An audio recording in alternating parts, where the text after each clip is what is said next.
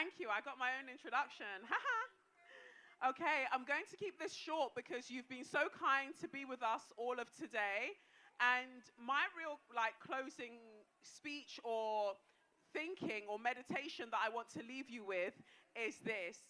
And it's truly about the power of uncertainty and how maybe uncertainty is the beginning of liberation, because uncertainty offers us a curiosity as to what we actually want to do next. Oftentimes, when we speak about abolishing the monarchy, when we speak about even other aspects of society like defunding the police or rethinking prison systems, people say, but what would we do then? What would happen then? And what is so wrong with not knowing?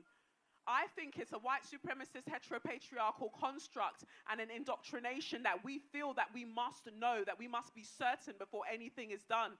We don't have any certainty in this life. Safety is an illusion.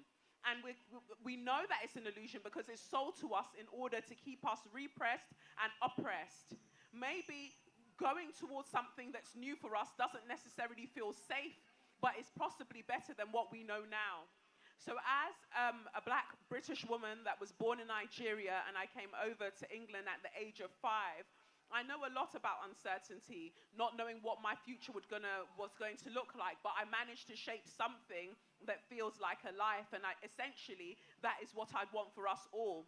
So this conversation isn't so much about just abolishing the monarchy. To me, that is the floor, it is not the ceiling. We have to imagine beyond that. And so what I'm proposing might seem radical, but it's generative, that we choose ourselves. We are the real power.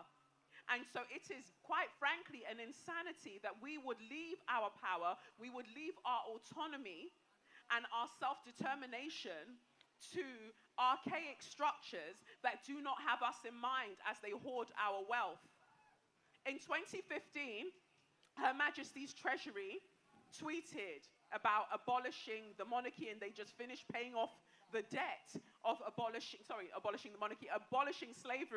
and they finished paying off the debt of abolishing slavery. But what they failed to mention was that money was the money that they incurred for paying off the enslavers, not the enslaved. So to abolish the monarchy is to also do right by what we now know as the Commonwealth. There is nothing common about the wealth. The wealth has stayed with the royal family. It has stayed with an oppressive institution. When we think about how much we give to the royal family, I think it's ballooned to about £102 million. And then when we think about the Crown estate, it's about £16 billion in assets. So that's land, that's castles, and that's power. None of that comes to us.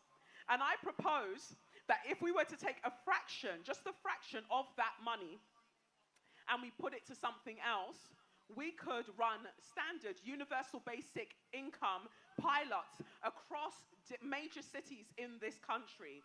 We could try what it looks like to just give everybody something to start off with, and then they can build from there. If I say that to you and you go, oh, well, that means that people are going to be lazy and they're not going to work.